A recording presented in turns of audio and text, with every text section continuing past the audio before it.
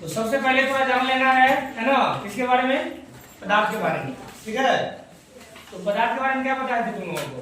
जो पदार्थ वह वस्तु है जिसमें द्रव्यमान होता है, जो स्थान घेरती है और जो गति का क्या करता है? विरोध करता है, उसे हम क्या कहेंगे? पदार्थ कहते हैं।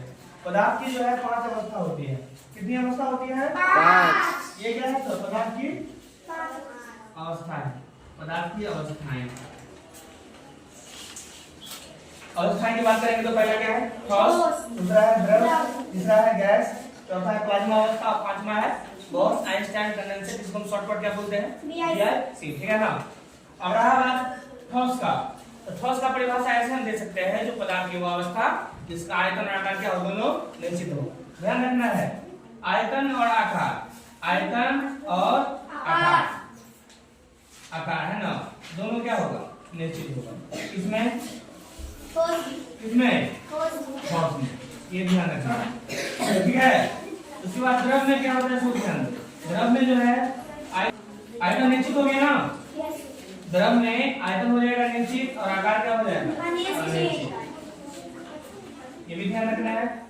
उसके बाद अगर हम गैस की बात करें तो गैस का ध्यान देंगे, इसका जो है आयतन यानी वॉल्यूम जो है ना, और आकार यानी शेप जो है, ये दोनों क्या होता है? अनिश्चित होता है। और छोटे क्लासों के लिए क्या है? एक बार हम ध्यान देने गए, ध्यान दो रे। ठोस पदार्थ की वह अवस्था जिसका आयतन और आकार क्या हो, दोनों निश्चित हो, उसे क्या कहेंगे? ठोस। द्रव क्या है? तो पदार्थ की वह अवस्था जिसका आयतन निश्चित हो लेकिन आकार क्या हो? अनिश्चित हो, उसे हम क्या कहेंगे? द्रव कहेंगे। अगर हम गैस की बात करेंगे तो पदार्थ गैस यहाँ पे है ना, जिसका आयतन आकार क्या हो, दोनों अनिश्चित हो, उसे हम क्या कहेंगे? गैस कहेंगे। प्लाज्मा अवस्था और BIC जो है, हम तुम लोगों को बताए थे 6 to 8 में क्या पढ़ना है फिर? ये 6 to 8 के लिए है मात्र, जो क्या किससे काम निकल जाएगा? ठोस, द्रव और गैस, यानी क्लास 6 से लेके 8 तक में पढ़ना है। ये सब किसके लिए है? 9th 10th के लिए। किसके लिए है?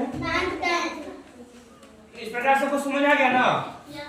पदार्थ की अवस्था की बात करें तो 5: ठोस, द्रव, गैस, प्लाज्मा और बॉस आइंस्टाइन कंडेंसर। अगर हम पदार्थ की प्रकार की बात करेंगे तो अवस्था है। अब प्रकार जो होता है इसका 3 होता है ना? कितना प्रकार होता है? 3। कौन कौन है? तत्व, यौगिक और मिश्रण। समझ आ रहा है बात? इसको भी हम जानेंगे अगले क्लास सब में, है ना? प्रकार की बात करें तो 3 प्रकार: तत्व, यौगिक, मिश्रण। अगर अवस्था की बात करें तो 5 अवस्था: ठोस, द्रव, गैस, प्लाज्मा अवस्था और बॉस आइंस्टाइन कंडेंसर यानी BIC। समझ आ गया सबको?